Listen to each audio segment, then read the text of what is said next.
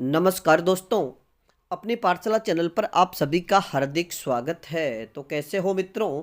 मैं आशा करता हूं कि आप सभी स्वस्थ होंगे, मस्त होंगे और निरंतर अपनी पढ़ाई में लगे हुए होंगे। तो मित्रों, मैं फिर से हाजिर हूं एक नए टॉपिक के साथ में।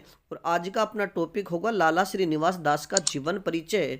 और मित्रों, हमारे जो आधुनिक काल का जो भारतेंदु युग चल रहा है, हम भारतेंदु युग के जितने भी लेखक और कवि हुए उन सभी के जीवन परिचय की चर्चा करते आ रहे हैं। और उसी श्रृंखला में आज हमारे अगले जो लेखक हैं, लाला श्रीनिवास दास का जीवन परिचय। तो मित्रों, शुरू करें आज की क्लास का पहला प्रश्न।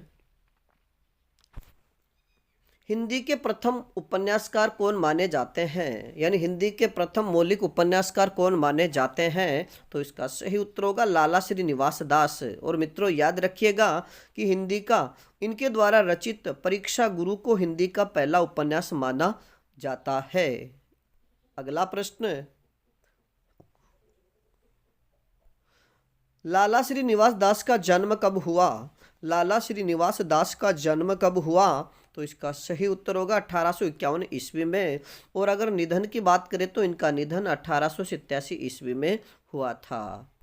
अगला प्रश्न, लाला श्रीनिवास दास के पिता का नाम क्या था?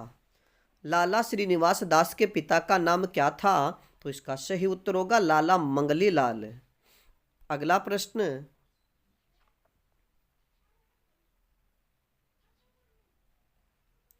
चारों लेखकों में यानी चारों लेखक कौन कौन? भारतेंदु हरिश्चंद्र, प्रताप नारायण मिश्र, बालकृष्ण भट्ट और चौधरी बद्रीनारायण प्रेमघन। चारों लेखकों में प्रतिभाशाली शालियों का मन मौजी पन था, पर लाला श्रीनिवास दास का व्यवहार में दक्ष और संसार का ऊंच नीच समझने वाले पुरुष थे। यह कथन किसका है? तो इसका सही उत्तर होगा आचार्य रामचंद्र शुक्ल का। अगला प्रश्न, लाला श्रीनिवास दास ने कौन सा पत्र निकाला था? लाला श्रीनिवास दास ने कौन सा पत्र निकाला था?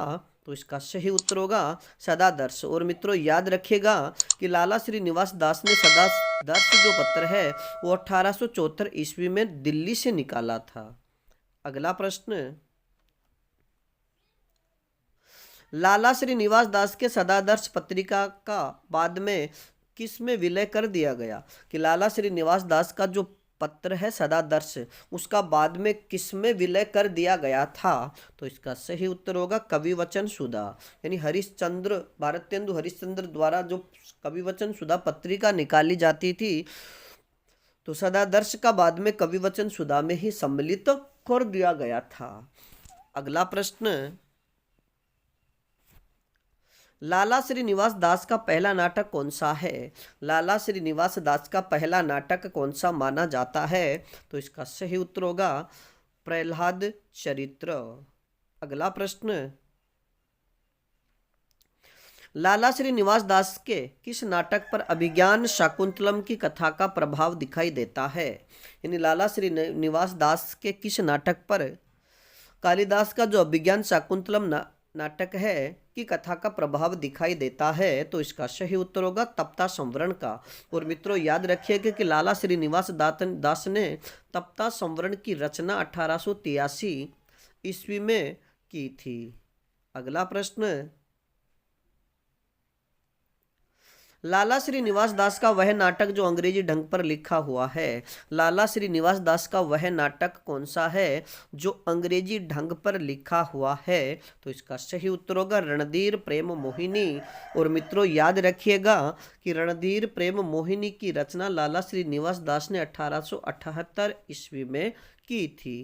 अगला प्रश्न, लाला श्रीनिवास दास द्वारा रचित संयोगिता स्वयंवर नाटक में कितने अंक है? यानी लाला श्रीनिवास दास द्वारा रचित संयोगिता स्वयंवर जो नाटक है उसमें कितने अंक है?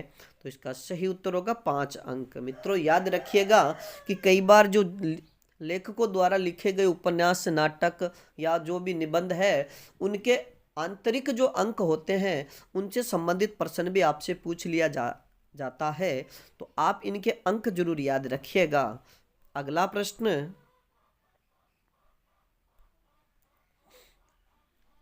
हिंदी का प्रथम मौलिक उपन्यास कौन सा माना जाता है? हिंदी का प्रथम मौलिक उपन्यास कौन सा माना जाता है? तो इसका सही उत्तर होगा परीक्षा गुरु। और मित्रों याद रखिएगा कि परीक्षा गुरु की रचना 1882 ईस्वी में हुई थी।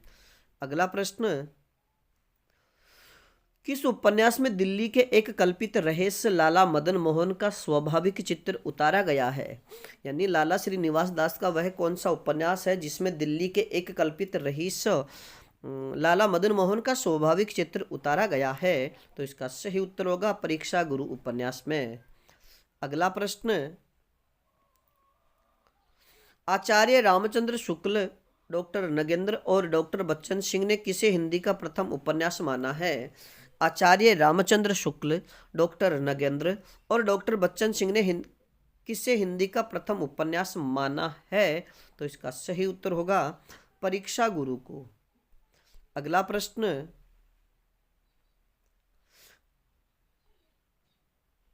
लाला श्रीनिवास दास द्वारा रचित निबंध कौन से हैं? यानी लाला श्रीनिवास दास द्वारा रचित निबंध कौन कौन से हैं? तो इसका सही उत्तर होगा, एक तो भारत खंड की समृद्धि, दूसरा है सदाचरण। यानी लाला श्रीनिवास दास द्वारा 2 निबंधों की रचना की गई जिसमें भारत खंड की समृद्धि और सदाचरण इनके प्रसिद्ध निबंध हैं। बात करें आज के अगले प्रश्न की, हिंदी का पहला मौलिक नाटक किसे माना जाता है? हिंदी का पहला मौलिक नाटक किसे माना जाता है? यानी भारतेंदु युग के अनुसार ही है। तो तप्ता संवरण। और मित्रों याद रखिएगा कि तप्ता संवरण जो नाटक है ये 5 अंकों में विभक्त है। अगला प्रश्न, तप्ता संवरण नाटक की कथा वस्तु का मूल आधार क्या है? तप्ता संवरण कथा या जो तप्ता संवरण नाटक की कथा है उसका मूल आधार क्या है? तो इसका सही उत्तर होगा महाभारत का आदि पर्व। यानी महाभारत का जो प्रारंभिक पर्व है वह इसकी कथा का मूल आधार रहा है। अगला प्रश्न,